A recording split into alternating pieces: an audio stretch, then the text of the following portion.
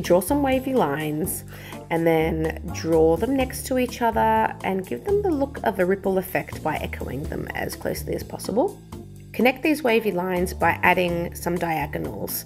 Now we get sort of giving the look of a plait, but you're using these diagonals in one direction, and then in the next strip you're doing them in the other diagonal direction. And now we're going to give some extra line work details by echoing those lines and making them look like they're slightly thicker by just adding an extra line or two on each one of those diagonals. And I'm going to go ahead and show you that this is what I've done for all of them. I've added an extra 2 or 3 lines. Some of them have been thickened, some of them have not, but it just adds a different element of, I guess, detail to this kind of drawing.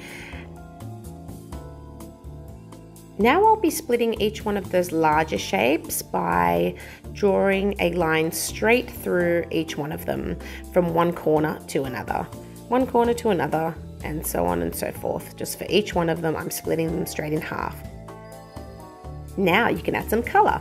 So I just chose a whole bunch of random unicorn inspired colors, and I am going to give some of these shapes very randomly an inline, and then I'm going to choose another color, and then I'm going to sort of give that one an inline as opposed to an outline.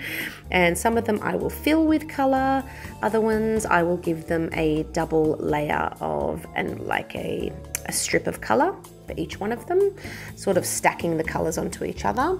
And then once I've done with the color, then I will add some finer line details to some of those white spaces. And they kind of remind me of conch shells, I have to say. And the way that you get such a bold look is by slightly exaggerating the edges. So once you've done your diagonal lines, just with your fine liner, go over the outline of it, but just slightly exaggerate the right and the left hand side to give it a curve on the edge as opposed to the straight line that you had when you started. As you see there, I'm curving over and it's kind of looking like the layers continuing through onto the other side. And then it just gives it this cool look.